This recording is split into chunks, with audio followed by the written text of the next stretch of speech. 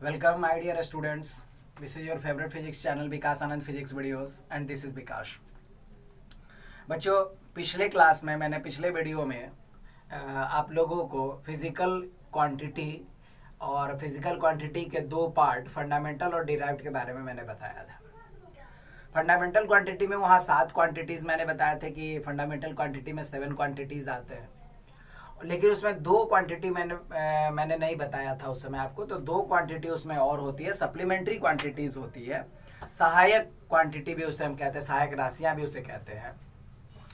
तो सहायक राशियाँ जो होती है उसमें 2 संख्या आती है, 2 है प्लेन एंगल और सॉलिड एंगल है। हिंदी में इसे समतल कोण और आपको ठोस कोण के नाम से भी जानते हैं। जैसे प्लेन एंगल जिसकी हम चर्चा कर रहे हैं, समतल कोण, तो प्लेन एंगल के बारे में आप लोग पहले से भी जानते होंगे कि नॉर्मली जो आप लाइन खींचते हैं ना किसी पेन के सहारे, पेंसिल के सहारे, जो एंगल बनता है 2 लाइंस का जो इंक्लाइनेशन होता है, तो 2 लाइन के इंक्लाइनेशन से 2 लाइन का जो हमारा इंक्लाइनेशन है किसी प्लेन सरफेस पे, तो वो आपका प्लेन एंगल कहलाता है, जिसे आप रेडियन वगैरह में मेजर करते हैं, जो डिग्री होती है डिग्री में भी मेजर करते हैं।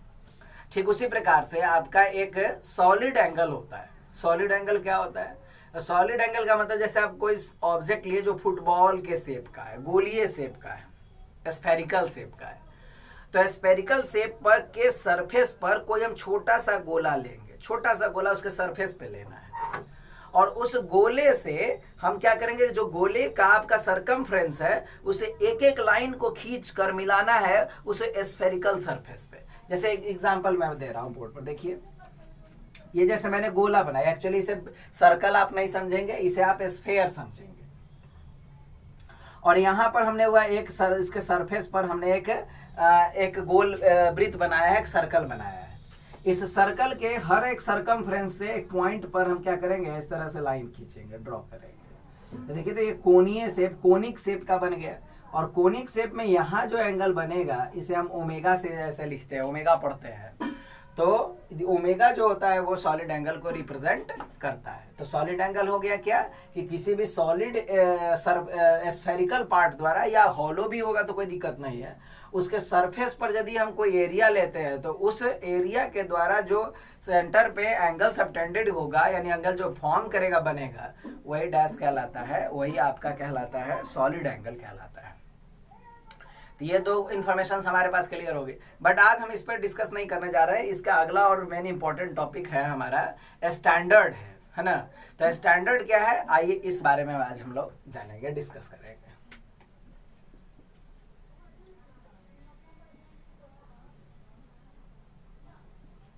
स्टैंडर्ड, हिंदी में इसे मानक के नाम से जाना जाता है, मानक इसे कहा जाता है।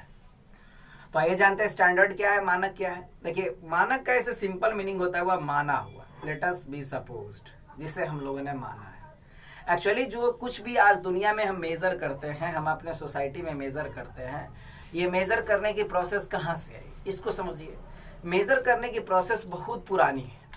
आप देखें कि जैसे जैसे मानव सभ्यताओं का विकास हुआ, जैसे जैसे ह्यूमंस के कल्चर और सिविलाइजेशन में जैसे जैसे डेवलपमेंट हुआ, वैसे वैसे विनिमय में, यानी एक्सचेंजिंग के प्रोसेस में हम लोग क्या इस्तेमाल करने लगे, मापन का इस्तेमाल होने लगे। आप आज भी गांव घरों में देखते होंगे कि लोग जब मेजरमेंट करते हैं जनरली, तो मेजरमेंट कैसे करते हैं, वो अपने हाथ से कर लेते हैं मेजरमेंट। कोई लकड़ी का टुकड़ा लेके कर लेते हैं, कोई धागे का टुकड़ा, कोई लाठी का डंडा, नहीं, हाथ की अंजुली आपकी, कोई भी डब्बा या कोई भी बर्तन इत्यादियों का इस्तेमाल मापतौल में आज भी किया जाता है। दैट्स कॉल्ड स्टैंडर्ड, वो स्टैंडर्ड है। लेकिन फर्क क्या है कि आज जो स्टैंडर्ड यूज कर रहे हैं वो, और वो लोग जो स्टैंडर्ड यूज करते थे वो, उस दोनों में डिफरेंस क्या है। एक्चुअली उस जमाने में जो स्टैंडर्ड यूज किया जाता था, या आज भी गांव घरों में जो हम स्टैंडर्ड का यूज करते हैं, वो मानक नहीं है। मानक का मतलब यूनिवर्सल नहीं है। यदि वो लोग अपने घर में मेजर करें तो जरूरी नहीं कि पूरा गांव समाज संसार उसी मानक को मानेगा, उसे स्टैंडर्ड को फॉलो करेगा, ऐसा कोई जरूरी नहीं है। लेकिन आज जो साइंटिस्टों के द्वारा जो स्टैंडर्ड दिया गया है उसे हम सभी लोग फॉलो करते हैं, बस फर्क इतना ही। यह जरूरी इसलिए था क्योंकि जो स्टैंडर्ड साइंटिस्टों ने दिया है वो ऑल ओवर वर्ल्ड में मान्य है। तो ऑल ओवर वर्ल्ड में जब लोग उसके बारे में जानकारी लेते हैं या जानते हैं, जब वो मान्य है तो लोग उसी से मेजरमेंट करेंगे। जब उसी से मेजरमेंट करेंगे तो किसी को कोई तकलीफ नहीं होगी। नहीं तो गांव घरों में क्या होता है, कोई डब्बा से आप मेजर करके किसी को कोई सामान दिए, सपोज कीजिए कि हम चावल दे रहे हैं, तेल दे रहे हैं, किसी को पानी दे रहे हैं किसी डब्बे में भर के, और सपोज जब देने के लिए मैंने इतना बड़ा डब्बा इस्तेमाल किया, लेने के समय जरूरी नहीं कि ऐसा ही डब्बा उसके पास हो सकता है, थोड़ा छोटा हो थोड़ा बड़ा हो वगैरह वगैरह, तो उस डब्बे से वो मेजर करके आपको देगा।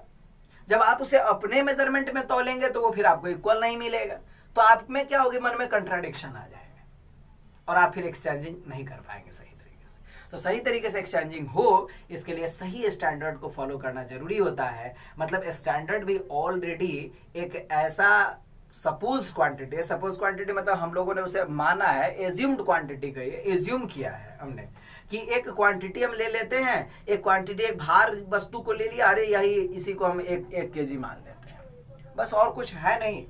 हाँ, अब 1 केजी या 1 मीटर इत्यादि को जो माना गया है उसके रिगार्डिंग एक पक्का प्रूफ दिया गया है कि इस तरह का पक्का प्रूफ दिया हुआ है कि उसमें कभी कोई बदलाव नहीं होता है।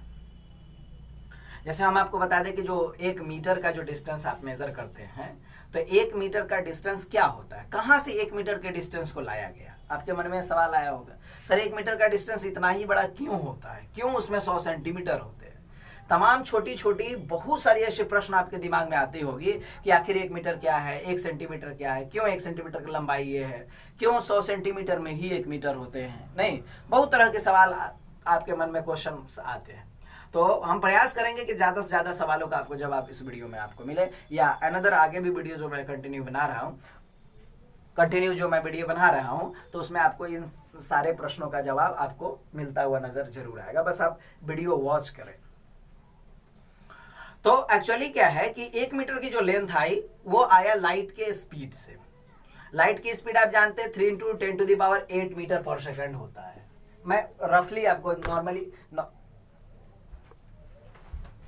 1 सेकंड, कुछ वीडियो में एरर है, काइंडली सॉरी बच्चों, तो थोड़ा सा टेक्निकल कुछ एरर के कारण यहाँ पर आपको दिक्कत आई होगी, but I am sorry to say.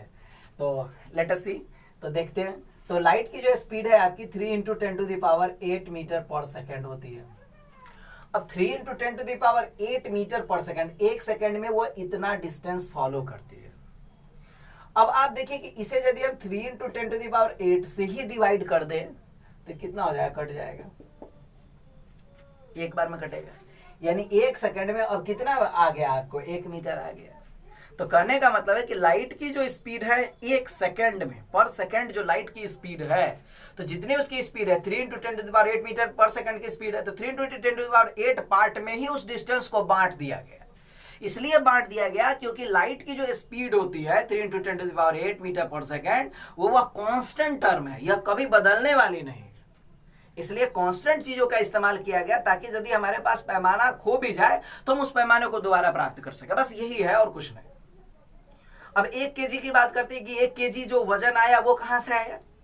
तो 1 केजी वजन के बारे में मैं आपको बताऊं कि देखिए, आप क्या करेंगे कि आप एक पॉट लेंगे, इधर देखिए, आप एक पॉट लेंगे जिसकी लंबाई चौड़ाई और ऊंचाई क्या होगी, 10 सेंटीमीटर × 10 सेंटीमीटर × 10 सेंटीमीटर का होगा। ऐसे सेंटीमीटर हर जगह लिखते नहीं है, बट आपको समझाने के लिए मैंने लिखा है कि लेंथ, ब्रेथ और हाइट तीनों को 10 सेंटीमीटर रखा गया। तो आप बताइए कि वॉल्यूम कितना होगा, सर 10 × 10 × 10 होगा, यानी 1000 सेंटीमीटर का क्यूब, 1000 सेंटीमीटर का क्यूब उसका वॉल्यूम हो गया। अब 1000 सेंटीमीटर क्यूब के डब्बे में पानी को भर दिया गया, पानी को ठंडा किया गया 4 डिग्री सेल्सियस तापमान तक। इसलिए 4 डिग्री सेल्सियस टेम्परेचर तक उसे कूल किया जाता है क्योंकि 4 डिग्री सेल्सियस पर पानी का जो वॉल्यूम होता है, पानी की जो डेंसिटी होती है वो मैक्सिमम होता है। क्योंकि पानी में आप जानते हैं कि पानी में एनोमेलस एक्सपेंशन पाया जाता है, यानी पानी एक ऐसा ऑब्जेक्ट है जिसमें जो एक्सपेंशन और कॉन्ट्रैक्शन है वो टेम्परेचर के रिगार्डिंग नहीं होता। जैसे आप जानते हैं कि जब ऑब्जेक्ट्स को हम ठंडा करते हैं, कूल करते हैं, तो क्या होता है, हुआ उसकी डेंसिटी धीरे धीरे घटने लगती है, उसका वॉल्यूम घटने लगता है, डेंसिटी बढ़ने लगती है। ठंडा करने पर कोई भी चीज कॉन्ट्रैक्ट होती है, सिकुड़ती है। लेकिन पानी में अजीब सी बिहेवियर है, पानी को जब आप शुरुआत में ठंडा करेंगे तो ये सिकुड़े की बात सही है, सिकुड़ती है तभी बर्फ बन जाती है, लेकिन 4 डिग्री तक ही सिकुड़ता है पानी। 4 डिग्री सेल्सियस के बाद यानी 3, 2, 1 और माइनस में थोड़ी सी बर्फ जो है यानी पानी जो भी है उसका वॉल्यूम बढ़ जाता है। चलिए क्यों बढ़ता है इस पर फिर हम अगले वीडियो में आपको चर्चा करेंगे, हीट और टेम्परेचर में आपको चर्चा करने को मिलेगा, क्योंकि वहां पर फिर मॉलिक्यूलर स्ट्रक्चर को हमको आपको फिर पूरी तरह से समझाना पड़ेगा, तब आप एक्सपेंशन को समझ पाएंगे। पानी के साथ बेंजीन भी एक ऐसा सब्सटेंस है जिसमें एनोमेलस एक्सपेंशन पाया जाता है, बट अभी उस पर चर्चा नहीं कर रहे हैं। तो पानी का जो वॉल्यूम आपका आ गया 1000 सेंटीमीटर क्यूब, तो उसमें पूरा में पानी भर देंगे उस पॉट में और 4 डिग्री सेल्सियस टेम्परेचर तक उसको ठंडा करेंगे। तो 4 डिग्री सेल्सियस टेम्परेचर तक जब हम ठंडा करेंगे और ठंडा करने के बाद जो उस पानी का वजन आया दैट इज कॉल्ड 1 किलोग्राम, उसी को 1 kg माना गया। तो यह भी एक कांस्टेंट है। डब्बा 10 × 10 × 10 यानी 1000 के सेंटीमीटर क्यूब का जो डब्बा होगा वो तो क्या होगा, वो तो डब्बा फिक्स होगा, डब्बा तो नहीं बदलेगा। 4 डिग्री सेल्सियस टेम्परेचर पर जो उसका मास या वेट होगा, मास ही कहिए, मास या वेट होगा वो भी फिक्स होगा। तो ये फिक्स क्वांटिटी, हमारे पास 1 kg का जो बटखरा है, बाट है, यदि वो खो भी जाता है तो कोई बात नहीं, अगेन टाइम में मेजर करके बना लेंगे। तो ये एक्चुअली में ये एज्यूम ही किया हुआ है, सारे जो क्वांटिटीज है, सारे यूनिट्स जो है ये सब एज्यूम्ड है, लेकिन ये इनका एजम्पशन एक कांस्टेंट राशियों से, कांस्टेंट क्वांटिटियों से किया गया है। तो स्टैंडर्ड मतलब क्या हो गया, स्टैंडर्ड ऑलरेडी एक फिजिकल क्वांटिटी होता है नहीं, जिसके थ्रू हम क्या करते हैं, किसी अननोन फिजिकल क्वांटिटी को कंपेयर करते हैं और कंपेयर करके बताते हैं कि कितना है। जैसे सपोज करते हैं कि आपके पास हुआ एक लकड़ी का टुकड़ा है, आप नहीं जानते इसकी लंबाई क्या है, आप क्या करते हैं, एक नोन क्वांटिटी यानी आपके पास एक फीट या स्केल या मीटर स्केल कुछ भी होता है, आप उससे क्या करते हैं, मापते हैं, यानी आपने उसको कंपेयर किया उसकी लंबाई को इसकी लंबाई से, तब जाके आपको कितने मिल गया। मान लीजिए आप कंपेयर किए, सपोज करते हैं, देखिए ना कि जैसे इतना लंबा टुकड़ा हम नहीं जानते कितना है, हम क्या करेंगे, एक छोटा सा स्केल लिया, हम इसी स्केल को 1 फीट मान लेते हैं। तो देखिए यहाँ से यहाँ तक लगा दिए, सर यहाँ तक 1 फीट है, यहाँ तक देखो कितना हुआ था, आधा है, यानी 1 + आधा यानी 1.5 हो गया। तो हम क्या करते हैं, स्टैंडर्ड क्या करता है एक्चुअली में, वह स्टैंडर्ड जो है वो एक फिजिकल क्वांटिटी है, एज्यूम्ड फिजिकल क्वांटिटी है, जिसके थ्रू हम किसी अदर अननोन फिजिकल क्वांटिटी को मेजर करते हैं। तो आप निश्चित है, हमको लगता है कि स्टैंडर्ड के बारे में आप समझ गए होंगे, तो आप वीडियो पॉज करें और स्टैंडर्ड को पहले लिख लें। Thank you. हाँ तो बच्चों, अभी हम आपको स्टैंडर्ड्स के बारे में, अभी हमने बताया कि स्टैंडर्ड्स क्या होता है। तो जो हमने आपको फंडामेंटल क्वांटिटीज़ के बारे में बताया था कि 7 फंडामेंटल क्वांटिटीज़ है और 2 उसके सप्लीमेंट्री क्वांटिटीज़ है, तो क्या उसके स्टैंडर्ड होने चाहिए, क्या स्टैंडर्ड उसके लिए बनाया गया है, आइए उस पर डिस्कस करते हैं। तो यह देखिए, यहाँ पे मैंने फिजिकल क्वांटिटीज़ को ले लिया है, यहाँ उनका स्टैंडर्ड है और यहाँ पे उसका सिंबल यूज़ किया जा रहा है। तो देखिए लेंथ हो गया, लेंथ के लिए मीटर है स्मॉल m, ये आपका मास हो गया किलोग्राम केजी, शॉर्ट में केजी लिखते हैं। टाइम हो गया second, S small S. Temperature के लिए केल्विन यूज करते हैं, कैपिटल के हो गया। इलेक्ट्रिक करंट के लिए एम्पियर हो गया, कैपिटल ए। लुमिनस इंटेंसिटी के लिए candela, CD। Amount of substance के लिए हम लोग मोल यूज करते हैं। प्लेन एंगल के लिए वह रेडियन और RAD यूज किया जाता है, ऐसे इसका पाई रेडियन के रूप में सिंबल भी होता है छोटा सा। और सॉलिड एंगल के लिए स्टेरेडियन यूज करते हैं, SR यूज करते हैं। इन दोनों के लिए एक और भी सिंबल यूज किया जाता है, जैसे आपका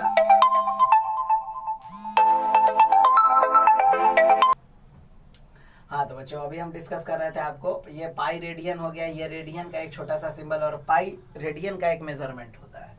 और सॉलिड एंगल SR, इसे ओमेगा के सिंबल के रूप में आपको इसे यूज किया जाता है। तो ये थी स्टैंडर्ड, और जितने भी हमारे फिजिकल क्वांटिटी है उनके लिए क्या स्टैंडर्ड यूज करेंगे इसके लिए मैंने बताया। अब अगले वीडियो में मैं आपको बताऊंगा कि डिराइव्ड जितने भी क्वांटिटीज हैं, तो डिराइव्ड क्वांटिटीज के लिए कैसे स्टैंडर्ड हम लोग बनाएंगे, उसमें कैसे फंडामेंटल से लेके बनाया गया है, तो इसका वीडियो आप नेक्स्ट वीडियो में आप देख पाएंगे। फिलहाल इसमें मैंने आपको स्टैंडर्ड के बारे में समझाया, और जो स्टैंडर्ड मैंने इसके लिए लिखा है, यह स्टैंडर्ड आपको याद होना चाहिए। तो मैं उम्मीद करता हूं कि आपको ये वीडियो पसंद आया होगा, आप इसे समझे, सीखे और नोट्स करें और अपने दोस्तों को भी दें।